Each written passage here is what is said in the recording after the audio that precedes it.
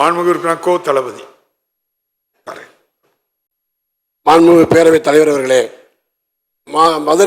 மதுரை மாவட்டத்தில் கடந்த அக்டோபர் 24ஆம் தேதி ஒரு அதிக கனமழை பெய்தது. அந்த மழையின் காரணமாக மதுரை வடக்கு பகுதியில் உள்ள மழை நீர் வெள்ளப்பெருக்கு ஏற்பட்டு செல்லூர் கண்மாய் வழியாக செல்லூர் கால்வாயிலே வெள்ளப்பெருக்கு எடுத்ததன் காரணமாக வீடுகள் மூழ்கின, மக்கள் கஷ்டப்பட்டார்கள் 2 நாட்களாக. ஆகையால் அந்த செல்லூர் கால்வாயை மேம்படுத்துவதற்காக கடந்த 30ஆம் தேதி மாண்புமிகு முதலமைச்சர் அவர்கள் மதுரையிலே ஒரு கள ஆய்வு செய்து உடனடியாக ரூபாய் 15 கோடி கொடுத்ததற்கு அவருக்கு எங்களுடைய நன்றி கலந்த வணக்கத்தை தெரிவிக்க நாங்கள் கடமைப்பட்டிருக்கிறோம்.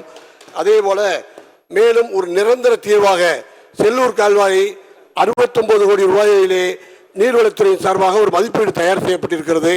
அந்த திட்டத்தை செல்லூர் கால்வாய் திட்டத்தை நிறைவேற்றுவதற்கு அமைச்சர் அவர்கள் எங்கள் துன்பங்களை அறிந்து மனமிறங்கி செய்து வருவாரா என்பதை அறிய விரும்புகிறேன். மாண்புமிகு உறுப்பினர் துணை கேள்வி கேட்கும் போது சுருக்கமா இந்த இடத்துல இந்த பட்டியலை கேட்கணும். செல்லூர் கால்வாயை உடனடியாக சீர்படுவதற்கு மாண்புமிகு முதல்வர் அவர்கள் 11 கோடி கொடுத்திருக்கிறார்கள். அடுத்து ஒரு என்ன கேட்குறாங்க, 69 கோடி கேட்டிருக்கிறார்கள். நான் மலை இறங்க தேவையில்லை, அவர் இறங்கணும். ஆகையினால் இதை முதலமைச்சர் கவனத்துக்கு கொண்டு போகிறேன். செல்லூர் கால்வாய் கொடுத்த கனிவு இதுக்கும் கிடைத்தால் நான் உன்னோடு சேர்ந்து மகிழ்ச்சி அடைவேன். மாண்புமிகு உறுப்பினர் காமராஜ்.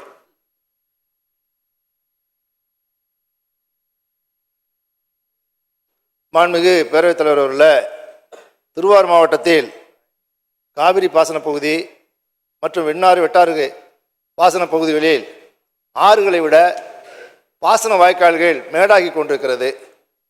எனவே குறைவான தண்ணீர் ஆறுகள் வருகிற பொழுது வாய்க்கால்களில் சரியாக ஏறி செல்வது கிடையாது. எனவே இந்த குறையை போக்குவதற்கு வாய்க்கால்கள் தூர்வாரப்பட வேண்டும். இல்லை என்று சொன்னால் தேவைக்கேற்ப தடுப்பணைகள் கட்டித்தர வேண்டும். இதனை அரசு செய்வதற்கு முன்னுரிமை என மாண்புமிகு அமைச்சர் அவர்களிடம் தங்கள் வாயிலாக கேட்டு அமர்கிறேன். மாண்புமிகு அமைச்சர் அவர்கள். பேரவைத் தலைவர்களே, மாண்புமிகு உறுப்பினர்கள் இப்பொழுதெல்லாம் கேட்பதெல்லாம் டேம் பற்றியதல்ல, தடுப்பணை தான். ஆனால் அதுதான் சரியாக கூட இருக்கிறது. எனவே இதுவரையில் ஒரு 500 தடுப்பணைகள் கட்டுவதற்கு வேண்டிய நடவடிக்கைகளை எடுத்திருக்கிறோம். இந்த ஆண்டு நான் முதலமைச்சரத்தை மற்றவர்கள் கேட்டிருக்கிறேன், ஒரு 1000 தடுப்பணைகளை வருகிற ஆண்டில் கொடுத்தால் கூடுமான வரையில் எல்லா உறுப்பினருடைய கோரிக்கைகளையும் நிறைவேற்றப்படும்.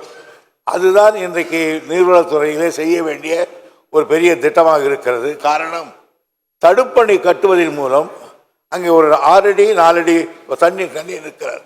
தண்ணீர் இருப்பதால் கிட்டத்தட்ட 1 பர்லாங் 2 பர்லாங் தண்ணீர் நிற்கும் வருஷம் முழுவதும். ஆக நீர் ஆதாரம் கிடைக்கிறது. நீங்கள் மாயனூரை பார்த்தால் ஒரு காலத்தில் நாங்கள் கட்டினோம்.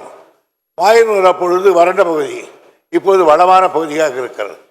என்னுடைய தொகுதியிலேயே ஒரு தடுப்பணை கட்டினேன். கட்டும்போது எல்லாம் இது வானாது இல்லை அப்படிலாம் சொன்னாங்க. இப்போ இந்த மழையில் நின்று தண்ணி எல்லா கடலும் தண்ணி ஏறி போச்சு. ஆகையினால் குடி தண்ணீர் மட்டும் விவசாயத்துக்கு கிடைக்கிறது.